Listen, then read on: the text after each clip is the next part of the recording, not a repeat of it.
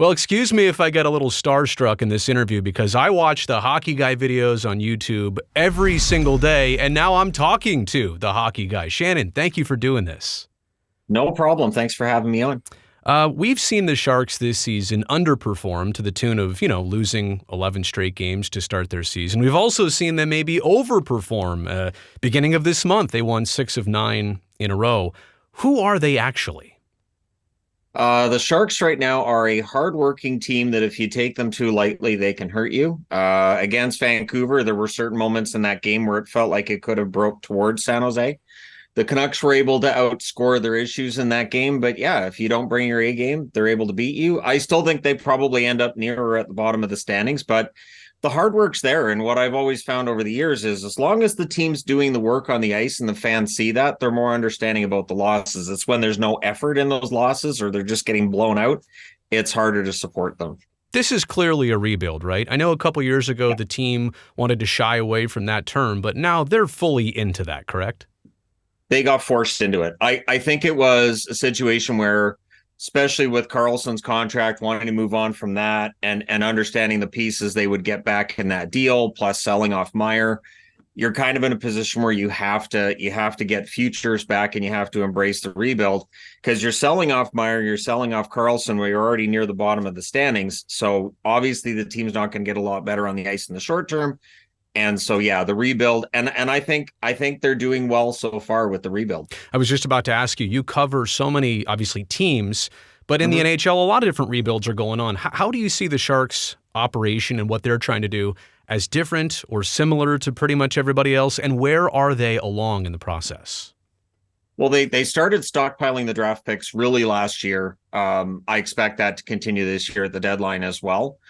Smart drafting, like they've picked guys that are maybe a little bit off the board, but in reports that I looked at, their amateur scouting seems to have got it together. Some of the young guys who've already committed the lineup. I look at like an example I would use is a Hotchek. When they pick him up from New Jersey, a lot of people are like, why would they pick him up? I think he's been good for San Jose. Yeah. And I think there's potential there. So I think while the Meyer deal looked really kind of ugly at the time, I think it's been a little more even than we thought when it was made. Plus, Fabian Zetterlund, I think, has more goals than Timo at this point. He just got to 10 as I record this last night. So there's that too. Zetterlund's hardworking, and I know that he had some rough patches in New Jersey, absolutely. But yeah, he's a hardworking forward. I'm glad to see he's finally getting the goals. And so I know here in San Jose, we obviously want this rebuild to go ASAP, but you sound confident that things are on the right track. And yeah, they had to rebuild the pipeline too. It wasn't just the NHL team. I mean, they really had to start digging. Well, I mean, when you're at or near the top, as long as they were, your prospect pool is going to be shallow. It's something that Pittsburgh's dealing with now. And that's just the nature of the beast. But yeah, they're building it up pretty quickly. Once Will Smith joins this team and then whoever else they pick up from now till then, I think they're in good shape. Speaking of Will Smith, the Sharks have 6 players right now in the World Juniors. Should we look at that tournament and how those 6 individuals do? Should we put a ton of stock into that and say, well, however this year turns out, that's what we can expect sooner than later with those 6? Like it depends. Like you will see, and especially in the tournament, you'll see some of these really lopsided games. Right. Or maybe a guy gets 3 goals and 2 assists against Latvia, or a guy gets 5 points against one of the lower ranked teams. Right. But in general, you just look at the style they're playing and you do have to kind of take it with a grain of salt. But I know that that's where a lot of the scouts get a lot of their scout work done. Right. This tournament's seen as, best on best. I mean, you can be optimistic about guys who do well, but sometimes there's players who don't perform well in this tournament and people will just dump on them for it. And I don't agree with that at all. We've seen players who don't necessarily do well at the World Juniors that have good careers in the NHL. You mentioned a multi-point game against Latvia. Maybe you were talking about Macklin Celebrini, who had 5 points, I believe, in that game. A guy with Bay Area ties. The Junior Sharks, obviously, being part of it. His dad is also, I don't know if you know this, a trainer for the Golden State Warriors, our NBA team here in the Bay Area. So obviously, we're excited about the prospect. I mean, I know it takes a lot to get that opportunity to draft him, but do you see him going around into the next draft? Do you see him having anywhere near the similar hype as Connor Bedard? No, he won't have the hype of Bedard. It'd be more like around where Lafreniere was when Lafreniere was drafted. Hmm. And this draft is interesting because it's seen that there's a few guys who might end up challenging Celebrini for that number one spot. Not as clear cut this time around. It's not as clear cut, so it might be easier. So if Mike Grier goes into the draft and says, I want Celebrini, it might be easier for him to make that happen. He's going to be, he projects to be a star in the NHL. He's not projected to have the same ceiling as Bedard, right? But he should still end up being a star player in the NHL, which, I mean, when you think about it, like Jack Hughes didn't have the same amount of hype as Bedard's going through this year. He still ended up being a really good player. It just took him a little bit longer to get there. That may end up being what it is with Celebrini too. I'll take our chances on that one. I'd like to see him in teal.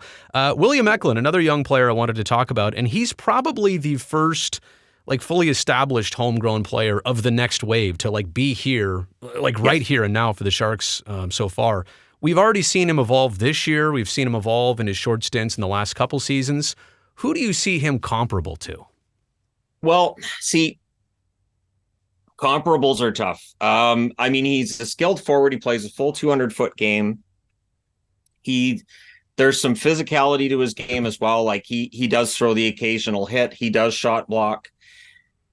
When you talk about two-way forwards, you get into the Couture level, you get into this kind of thing. So maybe there's that kind of potential there as well. Although I think offensively, he'll probably end up producing more than, say, Couture has on average.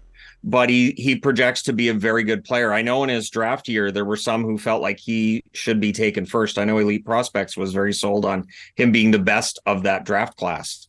So he definitely has that potential. And, after a really rough start to the season, which a lot of Sharks have had, he's been much better since that first 11 games where, I don't think any of them were happy with their play. I don't think I care if he wins the Selke or not. I just want him scoring goals. Absolutely. Selfishly. Yeah. But that was all the scouting reports were on his 200-foot game. And that's important. He's a good building block. And then you're going from there. You mentioned the Sharks' struggles this season. I don't think goaltending has been a part of that really at all. I think their goaltending has helped them stay in some games maybe that they shouldn't have been. Kaapo Kähkönen's been great. Mackenzie Blackwood has been a great addition this season. It's almost to the effect, or you tell me if I'm right on this, where those two are playing so well, they're almost playing into potential trade talks down the line this season. I would imagine that Grier probably holds on to. I think Blackwood's probably the one they keep. Kähkönen has played well enough lately that I think it would build some interest, especially with the amount of teams looking for goaltending right now. And he's on an expiring contract as well. The one thing I'm wondering is I've seen that Krona's starting tonight against the Oilers. Correct. So I don't know if I would have thrown him to the Wolves against the Oilers, but we'll see how that goes. But when it comes to their goaltending, I think that Blackwood's the one they hold on to.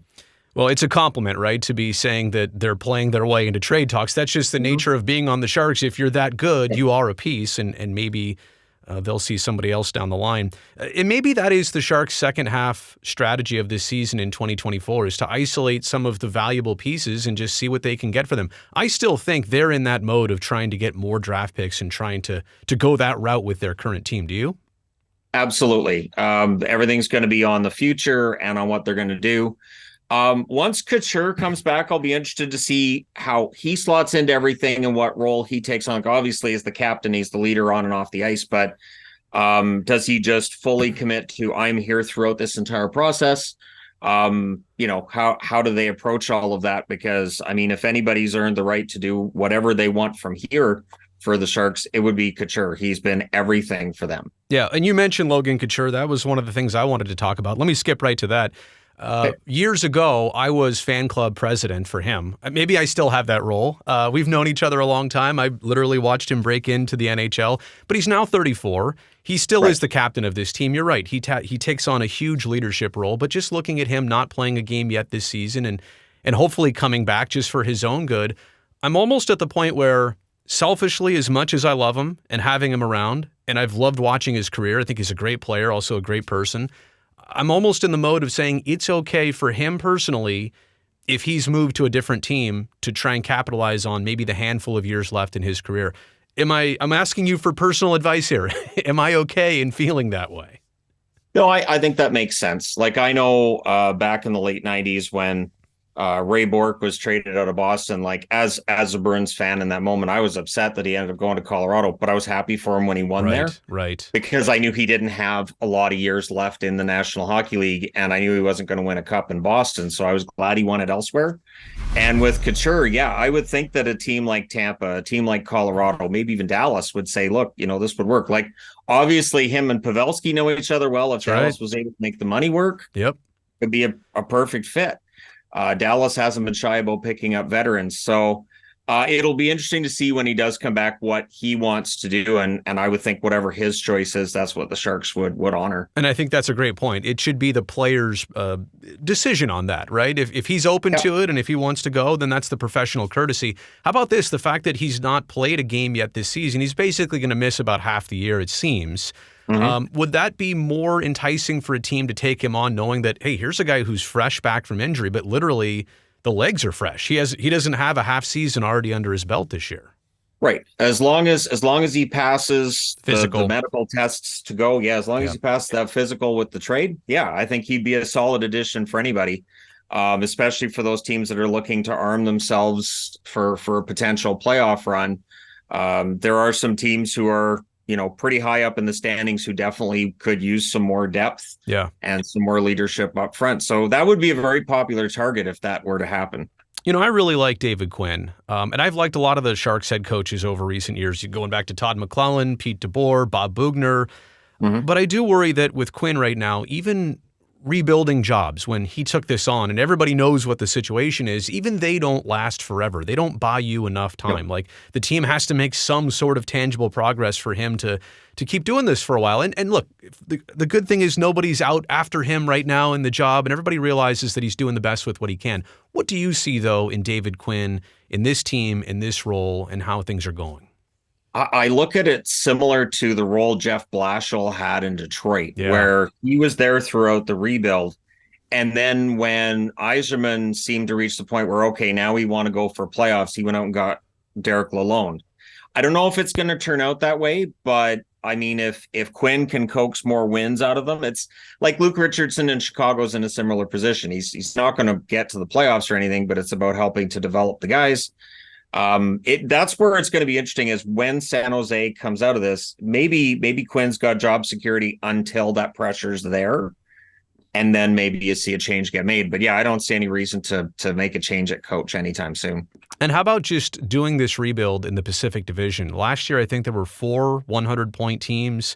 And this year, it's always a strong cast at the very top. This seems like traditionally one of the tougher divisions to have to try and catapult yourself in. It's interesting. You have Vancouver, LA, and Vegas are basically your top 3. And then after that, it's kind of just all over the place. Edmonton was supposed to be, this bandwagon team that was going to be at the top. Hasn't really happened. Right. They have their good stretches and maybe they're going to get there. Calgary's underachieved.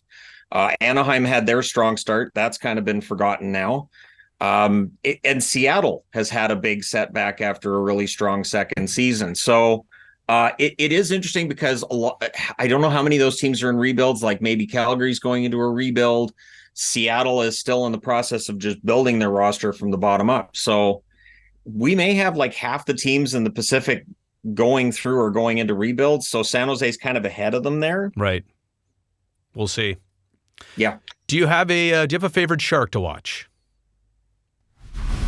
I've always liked Duclair's speed. I've always hoped that Duclair, does well because he's bounced around the league as much as he has, but he can score you 20, 25 goals in a season. His speed has speed for days. Yeah.